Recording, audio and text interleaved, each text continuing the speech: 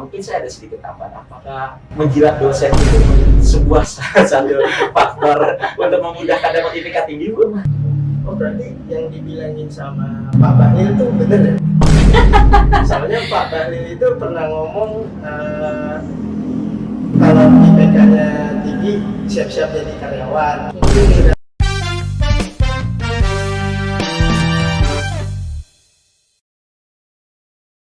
Lupakanlah saja diriku bila itu bisa membuatmu kembali bersinar dan berpijar seperti dulu kala. Sudah nyanyi mulu kagak jadi nge-podcast ini. Selamat datang teman-teman sekalian. Selamat datang di podcast Talk to Talk. Pada episode kali ini kita telah kedatangan tamu yang sangat luar biasa, Ibu Selvi. Selamat datang Ibu. Selamat datang. Apa kabarnya hari ini Ibu? Alhamdulillah luar biasa baik. Gimana kalau Pak Is dan Makmul? Wah, saya sangat bersemangat sekali hari ini Ibu. Ada beberapa pertanyaan yang memang saya sangat ingin menanyakan kepada Ibu hari ini. Oh, penasaran ya, jadi penasaran pertanyaan apa sih yang kalian pengen tahu nih? Kita lihat ya. Ibu. Oke. Oke, jadi kita mau bahas tentang apa nih? Oke, di episode kali ini Bu ya, kita akan membahas 4 faktor yang akan menentukan kesuksesan seseorang mahasiswa setelah lulus kuliah, yaitu IPK, relasi, privilege, dan juga keberuntungan Bu. Oke, menurut Ibu nih ya, dari 4 faktor ini, urutannya itu bagaimana Bu? Yang dari yang paling berpengaruh sampai yang nggak terlalu berpengaruh. Menurut Ibu bagaimana? Oke. Kan suka pernah mendengar nggak pepatah kalau katanya orang bodoh itu kalah sama orang pintar. Oh iya. Tapi orang pintar itu pasti kalah sama orang yang hoki. Wah iya, dari Bu. Ya, kayak gitu ya. Pernah dengar ya? Kalau misalkan diurut tergantung ya. Maksudnya kalau saya posisi, apalagi mohon maaf gitu, saya seorang muslim, saya pasti tahu yang namanya takdir itu ada gitu ya. Tetapi keberuntungan itu kita juga percaya pasti ada. Privilege itu juga suatu hal yang harus disyukuri ya, kalau ada orang yang dapat privilege. Dan relasi itu penting. IPK mungkin penting, tapi ada beberapa yang nggak harus IPK-nya tinggi, kan ada ya yang memang karena hoki itu tadi seperti itu. Jadi tapi kalau misalkan di Indonesia sendiri memang menjadi tolak ukur ya, seperti ketika kita mau masuk ke dunia kerja IPK tersebut gitu. Nah kalau diurutkan kalau nanya personal, mungkin saya lebih memilih hoki ya, keberuntungan ya. Berarti, karena bisa mengalahkan kayaknya. berarti keberuntungan yang pertama ya Bu ya. Berarti yang kedua apa tuh Bu? Yang kedua relasi. Relasi, oke. Networking ya, itu penting. Kemudian yang ketiga baru apa? Privilege, baru yang keempat itu IPK. Oh berarti IPK itu nomor-nomor yang paling bawah ya Bu ya? Iya betul, karena memang angka itu sebagai ukur, memang tolak ukur ya, tetapi tidak menentukan 100% yang IPK-nya 4 pasti sukses atau pasti kerjanya oke gitu ya, seperti itu. Tapi memang bentuk dari tolak ukur bahwa mahasiswa atau mahasiswi yang memang lulus dilihat dari nilai IPK-nya gitu. Sebagai kita evaluasi diri dan untuk kita mengukur gitu, oh seberapa sih kemampuan kita pada saat kita kuliah. Sama ya waktu kalian mungkin masa-masa SMA, SMP ada ranking, kan kayaknya itu jadi termotivasi ya kalau ada peringkat seperti itu. Itu mungkin untuk menjadi bahan evaluasi kita dan juga motivasi ke depannya seperti itu. Tapi saya tanya lagi, kalau menurut Pak Is sama Makmul gimana? Kalau menurut saya sendiri nih ya Bu ya, IPK itu mungkin memang tidak terlalu penting, tapi IPK itu adalah sesuatu yang memang saya ingin mengejar Bu. Kayak suatu hal pribadi yang memang saya sendiri ingin mendapatkan angka yang tinggi Bu. Oh, Kalau coba. dari saya IPK itu sebuah pencapaian yang memang bakal berpengaruh juga buat nantinya di masa depan. Soalnya masuk ke kategori-kategori di suatu perusahaan butuh IPK yang gede atau gimana pokoknya. Tapi penasaran nggak IPK kalian tuh di atas 3 nggak? Waduh, kayaknya jangan di-spill dulu deh Bu, Jangan karena di-spill ya. kita masih semester awal kan, Oke, mungkin oke. kedepannya masih bisa berubah gitu ya. mudah-mudahan ya bisa sampai 5, nggak ada ya. Iya. Oke, apalagi nih? Oke, menurut Ibu seberapa penting IPK sebenarnya di dunia kerja sekarang? Dan apakah masih jadi penentu utama atau cuma sekedar syarat awal aja? Nah mungkin ini jadi polemik ya. Pertama tadi saya bilang di Indonesia banyak orang-orang yang membahas sebenarnya ya. Kok di Indonesia banyak sekali syarat-syarat untuk bekerja gitu ya, bahkan usia pun gitu.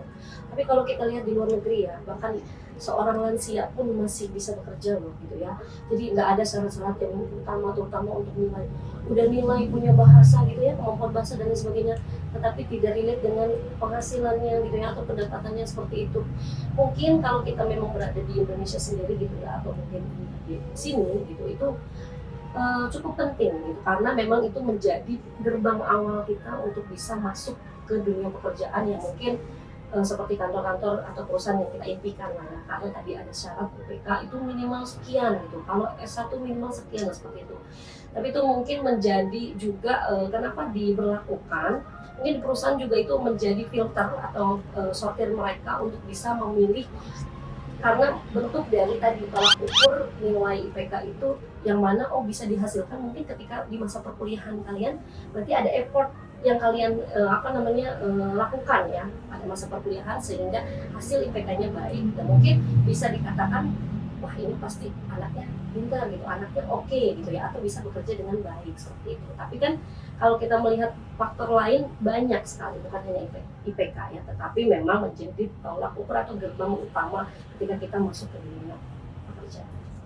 Oke, terus menurut Ibu nih sebagai seorang dosen untuk mendapatkan IPK tinggi ini tuh sebenarnya caranya bagaimana sih Bu? Dan itu mudah atau sulit Bu? Mudah tidak mudahnya sebenarnya untuk mencapai IPK itu, kita itu dari awal kuliah itu kan sudah diinfo ya biasanya ya. Indikator penilaian itu terdiri dari apa-apa dan juga bobotnya bahkan dijelaskan gitu. Seharusnya seperti itu. Sehingga mahasiswa itu punya target. Ketika kita berkuliah, kita harusnya punya target kan. Mungkin seperti Pak Is tadi ngomong, Bu itu sesuatu yang saya ingin kejar. Terus oke, itu target kamu gitu. Sehingga itu yang memotivasi diri kamu untuk bisa belajar lebih dibandingkan mungkin anak-anak yang nggak punya target seperti itu. Ada indikatornya. Kalau indikator itu terpenuhi, itu bisa kok dicapai. Yang pertama apa? Misal dari absensi, seperti itu kan, indikator pertama. Kemudian ada beberapa yang mungkin seperti saya pribadi ya, saya selalu menjelaskan bahwa kotak kerugian kita atau indikator penilaian itu bukan hanya dari tugas gitu ya, ada dari indikator lain seperti partisipasi aktif, attitude itu yang paling penting gitu ya, kemudian berpikir kritisnya seperti apa. Nah itu hal-hal yang mungkin harusnya bisa dipenuhi gitu ya, seperti apa ya, jelas aja ya, kalau terisi penuh ya tercapai tujuannya seperti itu. Jadi kalau dibilang sulit nggak sulit ya sebenarnya mudah ya kalau memang terisi tong semua itu indikator penilaian itu seperti itu. Dan mungkin saya ada sedikit tambahan, apakah menjilat dosen itu sebuah satu faktor untuk memudahkan dapat IPK tinggi Bu? Waduh. Menjilat dalam arti kata apa nih? Dijilat nih gitu ya. Itu kayak bahasa Iya. Kalau saya pribadi ya, itu mungkin gimana ya, relasi ya, bentuk dari relasi. Oke. Tapi balik lagi, kita itu dosen itu punya penilaian track record ya. Jadi ya kita tuh tadi ya, ketika kita input nilai gitu ya atau memberikan nilai itu bukan hanya dari satu faktor gitu ya. Beberapa faktor. Oke nih, anak ini rajin tapi pada saat tugasnya nggak bagus. Tapi anak ini bagus nih, tapi attitude-nya bagus, komunikasinya bagus ya. Jadi itu yang bisa mungkin wewenang dosen untuk menambah nilai gitu ya, atau mungkin karena relasi, tapi bukan dalam arti menjilat ya. Kalau saya pribadi ya, dan itu mungkin tidak permanen lah hasilnya. Tidak permanen gitu. Kalau bisa ya jangan deh ya gitu ya. Oh iya Bu, kan banyak banget nih yang bilang kalau IPK tinggi itu nggak selalu ngejamin sukses kan Bu. Nah menurut dari pengalaman Ibu sendiri itu benar nggak sih? Dari pengalaman saya benar banget. Terutama kita juga sering ya mendengar, oh itu lulusan ini IPK 4 masih, sorry to say gitu ya, masih belum bekerja gitu ya. Mana seperti kalian ini sudah bekerja, artinya kalian harus sudah bersyukur Jadi apa namanya, for your info ya, ini anak-anak yang sudah bekerja sambil kuliah gitu. Apalagi di zaman sekarang kan katanya sulit ya mendapatkan pekerjaan. Jadi itu hal-hal yang patut disyukuri. Kalian kan belum lulus, belum jadi esikom, tapi punya kesempatan untuk bekerja, itu yang harus disyukuri. Nah itu berarti sudah bisa apa namanya, itu ya apa, sudah bisa menjawab stigma tadi dong gitu ya, nggak perlu IPK gitu ya. Tetapi tadi IPK itu sebagai gerbang gitu ya, untuk bisa kita melihat, oh kan HRD itu nggak bisa menilai, belum melihat ya, belum lihat orangnya, tapi bisa dinilai dari apa namanya, CV kalian dan juga tadi nilai-nilai kalian. Nilai itu kan banyak, dan misalnya pendidikan keluarga negara seperti apa, nah itu mungkin bisa sebagai penilaian awal ketika mau merekrut karyawan seperti itu. Oh berarti yang dibilangin sama Pak Bahlil tuh bener ya? Soalnya Pak Bahlil itu pernah ngomong kalau IPK-nya tinggi siap-siap jadi karyawan. Sedangkan dia sendiri itu IPK-nya ada 2,7. Ya ini ya, berbau politik ya gitu ya. Agak ngeri ya ini sebenarnya. Tapi saya balikin lagi coba pertanyaan kalian. Setuju nggak sama statementnya Bahlil? Coba sebelum saya menanggapi. Setuju nggak? Setuju juga sih gue sebenarnya. Soalnya dari saya sendiri IPK itu emang ngaruh juga di dunia perusahaan. Nah kalau Pak Is, Saya sebenarnya sedikit setuju dengan statementnya, tapi karena ya kita lanjut aja deh Bu. Kita lanjut aja ya Bu ya. tadi karena faktornya banyak kan, yang 4 faktor yang Pak Is disebutkan tadi, tidak hanya IPK, ada privilege, ada keberuntungan, ada juga relasi, seperti itu. Oh iya, iya. Nah, seperti itu. Ya contohnya juga seperti Menteri Bahlil ya, artinya dia bisa loh jadi menteri. Itu kalau kita positive thinking, artinya berarti orang yang kita nggak boleh insecure, nggak boleh minder. Ketika misalnya kita lulus dengan IPK yang di luar gitu, di bawah rata-rata gitu ya, tapi kita bisa survive nggak di dunia kerja, kita bisa bersaing nggak dengan yang lainnya, dengan yang lulusan mungkin yang lebih bagus gitu, atau dengan IPK yang bagus gitu, seperti itu. Jadi tergantung individual sih sebenarnya. Dan kekuatan mental juga ya Bu ya. Betul. Banyak juga orang-orang sukses, terutama mungkin kalau kita mendengar ya cerita-cerita orang sukses seperti yang punya Apple, yang punya Disney, itu kan mereka proses, ya kan? Nggak tahu ya kalau misalkan sejarahnya ada privilege gitu ya, atau ada seperti apa dan lain sebagainya gitu. Nah, tapi kan semuanya pasti dari proses. Oke Bu ya.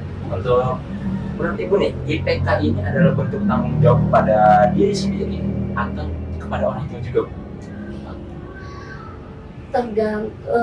Dua-duanya sih pasti ya, diri sendiri dan juga orang tua. Tapi mungkin masih banyak mungkin orang tua yang, kalau orang tua zaman now gitu ya, mungkin udah ini ya, udah nggak awam ya, pasti ditanyain gitu ya. Kadang ditanyain nggak kapan lulusnya, berapa IPK-nya gitu kan. Nah itu bentuk dari justru balik lagi, kita harus positive thinking. Selain kita punya targetnya sendiri, bahkan nggak seneng nggak kalau IPK kita tinggi.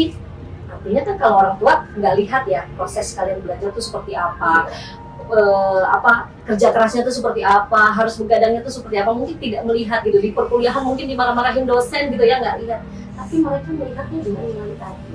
Jadi kan kita memperlihatkan ini loh hasil saya, seneng nggak gitu, pasti happy ya. Jadi artinya itu menjadi target untuk diri sendiri, dan juga kita untuk melaporkan hasil gitu kepada orang tua yang notabene, apalagi misalkan ya untuk anak-anak yang masih dibiayain oleh orang tuanya. Tapi kalau misalkan ini ya Bu, memang anak ini, mahasiswa ini memang membiayai kuliahnya sendiri, atau mohon maaf Ibu orang tuanya sudah meninggal mungkin, apakah itu masih bentuk tanggung jawab kepada orang tuanya? Bentuk dari tanggung jawab ke diri sendiri, karena kan kalian itu ya, walaupun kita hidup itu harus dengan kaki sendiri katanya ya, apalagi, tapi gini loh, ada mungkin anak-anak yang saya biaya dulu sendiri kok, ya udah terserah saya dong gitu ya, terserah saya dong mau IPK-nya jelek, mau kuliah bener atau enggak gitu. Nah balik lagi, kita kan punya target selanjutnya, punya kehidupan yang akan melanjutkan kehidupan selanjutnya itu apa. Misal ya kalau di hidup ini gitu ya, setelah kuliah kan kerja gitu ya, setelah kerja kan mungkin menikah gitu kan. Nah artinya itu yang harus sudah apa namanya, kalau kita mau menyusun target itu artinya itu hal yang harus sudah dipikirkan gitu. Even itu orang tuanya meninggal nggak ada yang lihat ini kok Bu gitu, nggak ada yang apa namanya, nggak ada yang ngasih selamat gitu. Kalian itu kan makhluk sosial. Menurut Ibu tuh relasi sama orang dalam itu sama nggak Bu? Soalnya berdasarkan pengalaman saya sama teman-teman saya, orang dalam itu penting banget Bu, bahkan bisa 80% buat masuk ke perusahaan itu. Gimana? Ini kamu masuk kerja jangan-jangan sama orang dalam atau enggak nih? Saya termasuk salah satunya sebenarnya. Oke. Nah, itu menurut kamu orang dalam atau relationship? Menurut saya orang dalam. Orang dalam. Oke. Ketika kita punya rasa tanggung jawab, ya, apalagi kita punya prinsip atau integrasi yang baik gitu, itu termasuk orang dalam itu adalah privilege. Maksudnya, kita punya privilege. Oh, om saya yang jadi manajernya, om saya yang jadi CEO-nya. Kenapa enggak dimanfaatkan? Kenapa kita harus panas-panasan ngelamar kerja? Sedangkan om kita punya perusahaan yang harusnya kita bisa membantu ngembangin bisnisnya dia. Seperti itu. Tapi dengan rasa tanggung jawab tadi, ketika kita punya privilege itu, tunjukkan kita itu tetap bertanggung jawab. Tidak yang semena-mena, artinya, oh karena anak CEO atau karena apa keponakannya CEO seenaknya gitu. Nah tadi karena ada faktor yang lain mempengaruhi akademis juga, terutama attitude-nya juga, dan rasa tanggung jawab kita dimanapun seperti itu. Jadi kalau ngomongin orang dalam sebenarnya itu menurut saya masuk privilege, karena relasi itu yang bisa membuat kita tadi ikut ke dunia baru atau dapat informasi baru, dapat wawasan baru, dapat pengetahuan baru ketika kita sering banyak ngobrol dengan orang atau banyak relasi. Ya. Terus gimana sih Bu cara kita membangun relasi yang sehat nih dari semenjak kuliah ini tanpa kayak ada kesan ada maunya gitu? Nah tadi kalau saya sampai dengan saat ini, saya kan dari dulu juga pernah kuliah sambil bekerja nih. Sampai dengan saat ini masih berkomunikasi gitu dengan apa namanya, dengan orang-orang pekerjaan dulu gitu, karena tadi jadi kita itu nggak harus selalu kontak, itu tadi ada maunya apa namanya, di maintain hubungannya, artinya hanya sekedar say hi ya. Misalnya ketika kita sudah berpisah nih misalnya, udah lama gitu, gimana sih cara membangun atau memelihara hubungan? Kan yang paling susah tuh memelihara ya. Nah tadi kita harus say hi, atau mungkin sekedar kita ingat, oh ulang tahunnya kapan ya, mungkin tiba-tiba ngucapin, jangan cuma wah lagi butuhnya nih baru ingat dia. Nah itu yang mungkin banyak orang-orang yang apa namanya, rada-rada ini ya, atau menganggap kalau tuh kalau ada chat dia ada maunya seperti itu ya. Terus menurut Ibu tuh nongkrong itu termasuk ngebangun relasi nggak sih Bu? Salah satu cara buat ngebangun relasi nggak sih? Misal kayak kita ketemu orang baru, atau mungkin kayak orang yang kita ajak nongkrong tuh dia buat temannya gitu yang kita belum kenal, terus mungkin dia ngajak kita ngegarap project bareng gitu. Bisa, itu jadi peluang artinya kan. Tapi nongkrong ini mau kemana nih? Healing atau mau buat relasi nih? Iya, berarti tergantung niatnya lagi. Tergantung ya, tapi bisa sambil menyelam minum air katanya ya. Nah, Betul, bisa jadi. Ya, misalnya saya ketemu dengan Faiz punya temennya itu ternyata punya pemilik apa, kan itu jadi kenalan. Apa salahnya sih kenalannya? Ya, apa namanya? Tapi kan nggak semua di dalam ilmu komunikasi terutama ya, yang kita apa namanya pelajari ya, gitu. Artinya kan ada yang namanya teori penetrasi sosial itu. Artinya teori itu nggak manusia itu berkenalan dengan orang itu berproses gitu. Hubungannya ada yang dari jarak jauh sampai dengan jarak intim ya. Artinya ada prosesnya. Dan kita bisa mengetahui hal itu ketika sering berkomunikasi. Nyaman nggak komunikasi misalnya dengan Faiz gitu. Nyaman nggak berkomunikasi dengan orang. Nah, akhirnya bisa melanjutkan komunikasi itu sampai dengan terjalin hubungan baru. Nah, itu hubungan pertemanan ya, atau mungkin bahkan sampai dengan perjodohan gitu ya. Sampai dengan nyari jodoh bisa itu ya. Seperti itu. mungkin kita break dulu sejenak kali ya Bu ya. Kayaknya Ibu udah mulai haus nih. Oh, iya, kita minum dulu ya Bu ya. Kita nyoba ini namanya karamel macchiato. Kalau saya demennya americano. Waduh. Pahit dikit cuman ya udah lah ya. Untungnya di sebelahnya manis ya, walaupun pahit ya.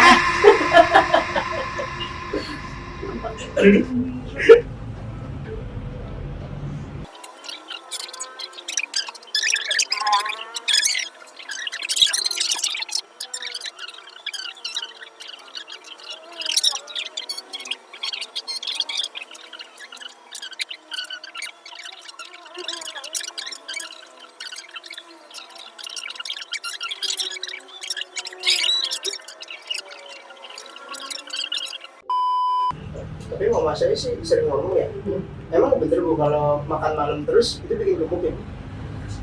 Iya dong. Emang bener itu? Oke, lanjut ke topik utama saja. Kita lanjut ke topik utama saja Bu ya. Oke. Privilege ini sebenarnya berperan sejauh apa sih Bu dalam karir seseorang? Privilege, oke, balik lagi kalau saya menilai bahwa tergantung orangnya bertanggung jawab atau tidak. Misal banyak juga kita lihat dia punya privilege.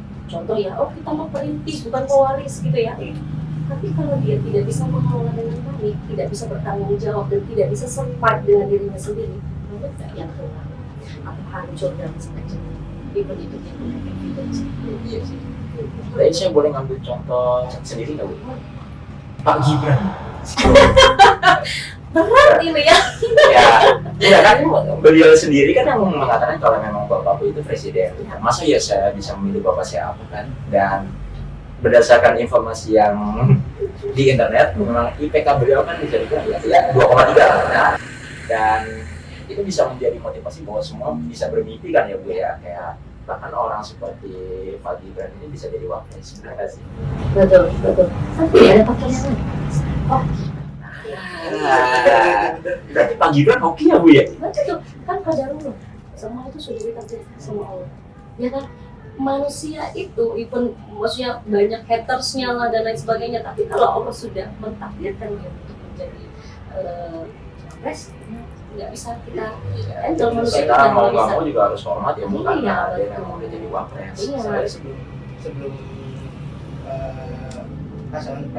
pasangan Prabowo sebelum Gibran juga ada gitu, terus diganti sama Pak Gibran. Ini mungkin salah satu hokinya itu ya Bu. Betul. Jadi kalau kita tahu ya, daun yang gugur satu pun itu sudah dituliskan garisnya semua. Gitu. Jadi kenapa kita sekarang itu harus jalanin aja? Artinya ya pasti ya pro dan kontra dan lain, dan tadi salah satunya dia punya privilege. Kalau nggak punya privilege mungkin nggak bisa dicalonkan ya, karena punya privilege itu. Jadi ada pintu gerbangnya untuk dia bisa dicalonkan. Dan ada faktor-faktor yang lain.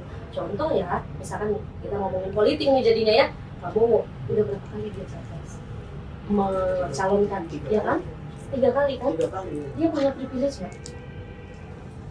Banyak kan? Banyak sih. Mertuanya, Pak SBY. enggak. Terus mertuanya mantan presiden. Secara dia pemilik BNI kan, Iya. kakeknya dan sebagainya, secara privilege atau udah nggak diragukan lagi dong, gitu kan? Dan berkecimpung di dunia politik kan udah bukan setahun 2 tahun gitu.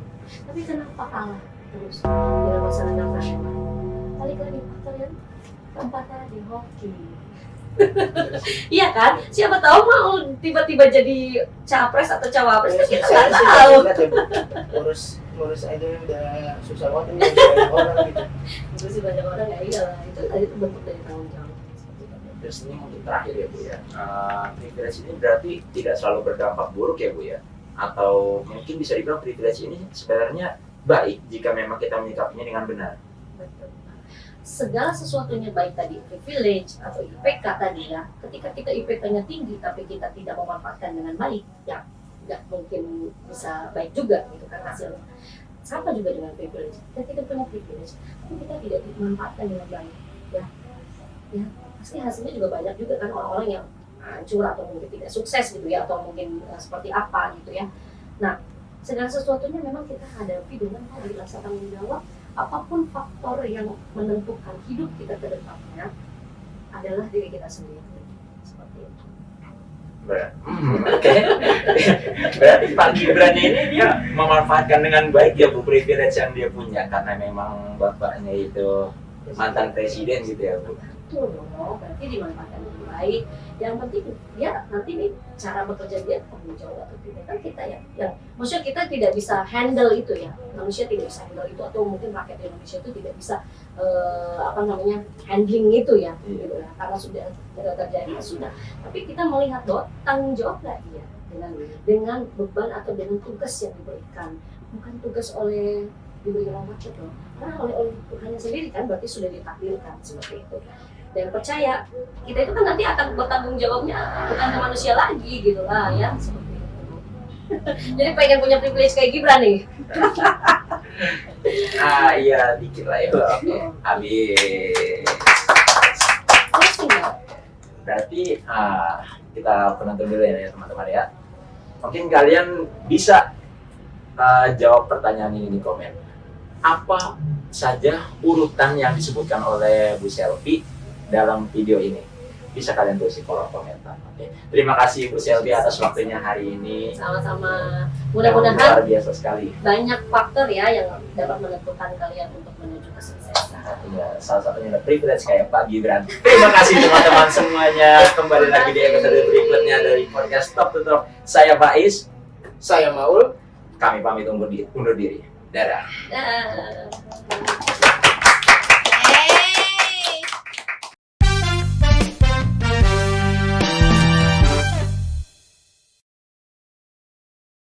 Out our window, watching all the cars go, wondering if I'll see Chicago or a sunset on the west coast. Will I die in the cold, feeling blue and alone? I wonder if you'll ever hear this song on your stereo. I hope you get your ballroom floor, your perfect house with rose red doors. I'm the last thing you remember. It's been a long, lonely December. I wish I'd known that less is more, but I was passed out on the floor. Coba ngomong That's the la-la-la-la. last thing I remember. It's been a long, lonely December. Cast me aside to show yourself in a better light. I came out grieving, barely breathing, and you came out alright. But I'm sure you'll take his hand. I hope he's better than I ever could have been. My mistakes were not intentions. This is a list of my confessions I couldn't